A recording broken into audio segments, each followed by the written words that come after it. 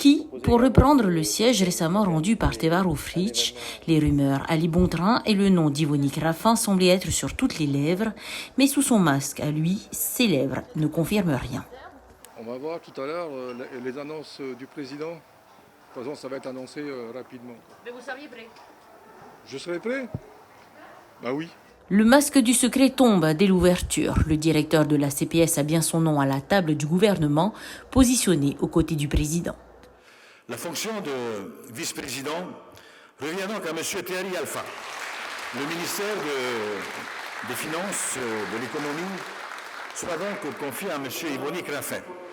Des choix motivés par la loyauté, Thierry Alpha, issu de la fabrique Tahuera, a depuis la création du Tapura fait allégeance à Edouard Frič, tout comme Yvonne Raffin, adjoint municipal du président maire de Pirée, qui la double aujourd'hui et salue l'audace d'une entrée. En pleine tempête. Donc voilà, il a dit oui et je suis très très heureux de l'avoir avec nous et je pense qu'on a partagé un peu avec le président de l'Assemblée. Ce sera un bon élément pour le redressement de la situation de notre pays.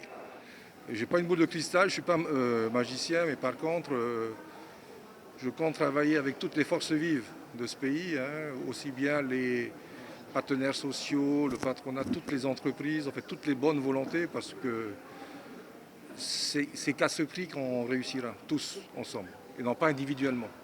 Le ministre n'est pas magicien, mais son expérience à Erm Oria, Air Archipel et surtout à EDT avant la direction de la CPS devrait plaider en sa faveur, du moins d'un côté de l'hémicycle, car dans l'opposition... Je retiendrai que le fait qu'il ait été directeur de EDT-NJ et que EDT-NJ c'est un thème que nous affectionnons particulièrement dans le groupe Tawini Uratira.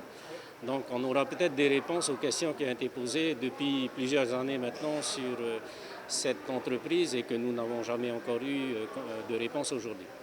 Pourtant, baguette magique, il y a bien eu dans ce remaniement faisant disparaître Théa Frogier.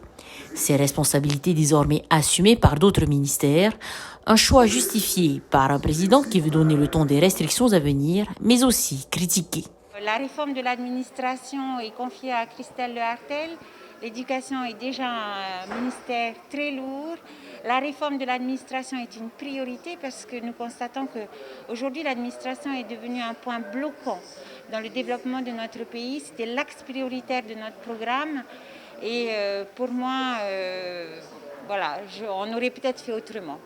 L'avenir dira si les choix du président étaient judicieux dans le contexte de crise sanitaire et économique actuelle. Le gouvernement annonce un plan de relance de 60 milliards sur 3 à 5 ans. Trop tard pour l'opposition qui aimerait des mesures d'urgence. Les débats sur le budget promettent des étincelles.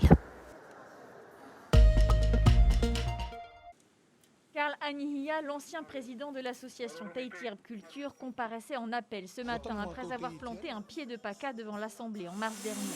Il a été relaxé du chef de trafic de stupéfiants et les faits ont été requalifiés en provocation à l'usage de stupéfiants. La Cour d'appel a également annulé la garde à vue entachée d'irrégularités.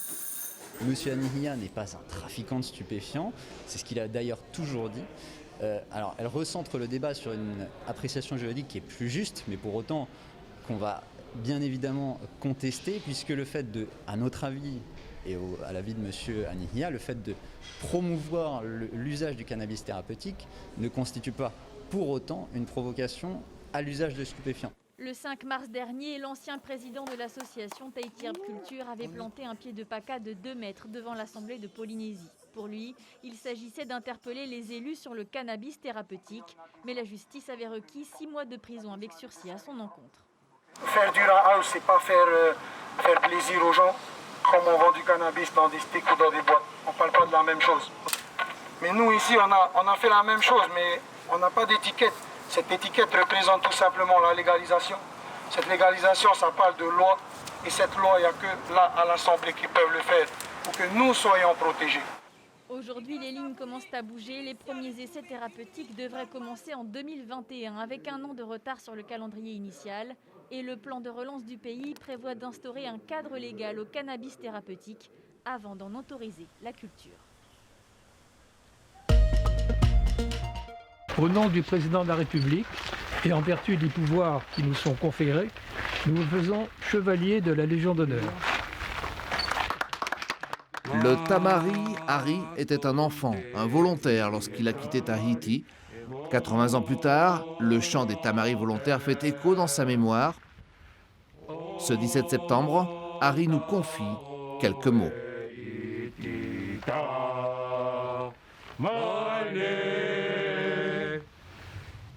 Bonjour à tous les amis, tous les gens que je connais. Est-ce que vous savez pourquoi vous allez recevoir la Légion d'honneur? C'est pour fait de guerre. C'est parce que j'ai fait la guerre, quoi. Je ne savais pas qu'on me donnerait la Légion d'honneur. On ne sait pas malheureusement ce qui peut arriver dans les mois, dans les jours, dans les semaines à venir. Donc je pense que ça aurait été dommage qu'on se passe de cet événement-là pour la famille de M. Wong Kim et pour M. Wong Kim par rapport à tout ce qu'il a fait pour nous et pour la patrie française. François Broche, très ému dans son discours d'hommage, retraça le parcours de celui qui avait entendu l'appel de son père, le commandant Broche, le Métoua comme l'appelaient les Tahitiens.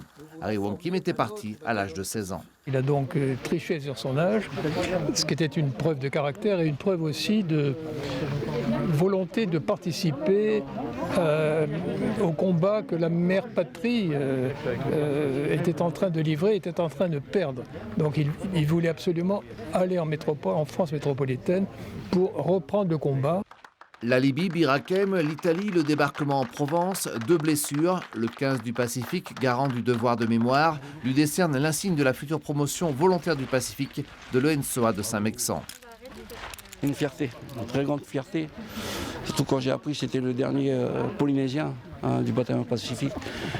Et par le fait d'être du 15 du Pacifique, donc on représente les valeurs justement du bataillon. C'est un peu notre ancien à tous, tous les actes de bravoure qu'ils ont effectués pendant la guerre, ça nous inspire tous. C'est un peu aussi ce qui donne envie aux jeunes de s'engager. Pour lui, pour tous ses proches, c'était une journée pas comme les autres. Harry Wong Kim est désormais éternel, personne ne lui enlèvera cet honneur.